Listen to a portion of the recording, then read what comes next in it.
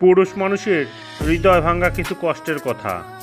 পুরুষ মানুষ কাঁদে না, এই কথাটাই তার সবচেয়ে বড় কষ্ট। সবাই পুরুষ মানুষের উপার্জন দেখে, কিন্তু কেউ তার নির্ঘুম রাতগুলো দেখে না। পুরুষ মানুষের চোখের পানি খুব দামি, কারণ সেটা সহজে বের হয় না। দায়িত্বের বোঝা যত ভারী হয়, পুরুষ মানুষ তত বেশি চুপ হয়ে যায়। যে মানুষটা সবার মুখে হাসি ফোটায়, তার নিজের কষ্ট, নিজের খবর কেউ রাখে না। পুরুষের জীবনটা যুদ্ধের মতো, জিতলেও ক্লান্তি, হারলেও কষ্ট। আবার হাসির আড়ালে লুকিয়ে থাকে হাজারো অসমাপ্ত গল্প। পুরুষ মানুষ তখনই সবচেয়ে একা হয়, যখন সে নিজের কষ্ট কাউকে বলতে পারে না। টাকার অভাবের চেয়ে বেশি কষ্ট দেয় পরিবারের প্রত্যাশা পূরণ করতে না পারা কষ্টগুলো।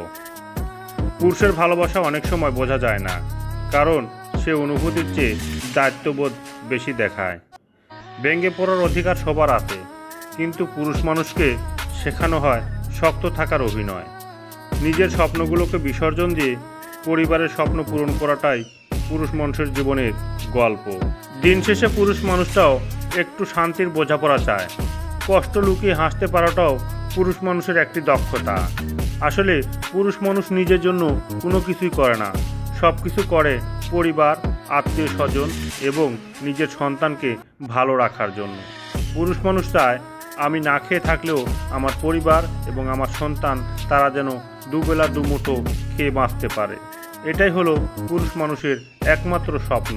সূর্য ওঠার সাথে সাথেই পুরুষ মানুষের জীবনের যুদ্ধ শুরু হয় কিভাবে 2 টাকা উপার্জন করব, কিভাবে আমার পরিবারকে দুবেলা দুমুঠো খাবার খেতে দিব।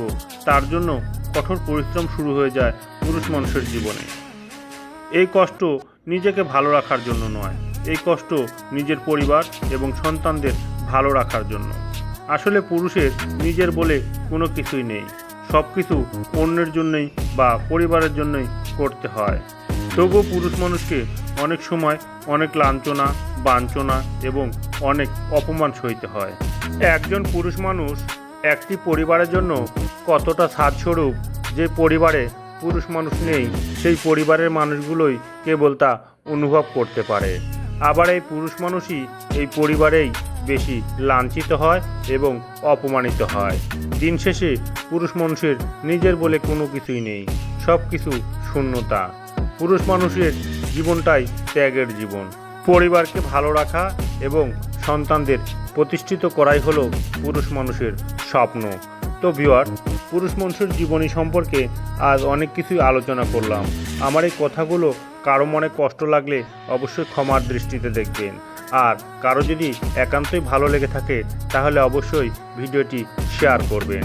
আপনাদের একটি শেয়ার আমার অনুপ্রেরণা। পরবর্তীতে আমি এমন আরও কিছু ভিডিও নিয়ে আপনাদের মাঝে হাজির হব। আজকের মতো এখানেই শেষ করছি। ভালো থাকবেন, সুস্থ থাকবেন। আল্লাহ হাফেজ।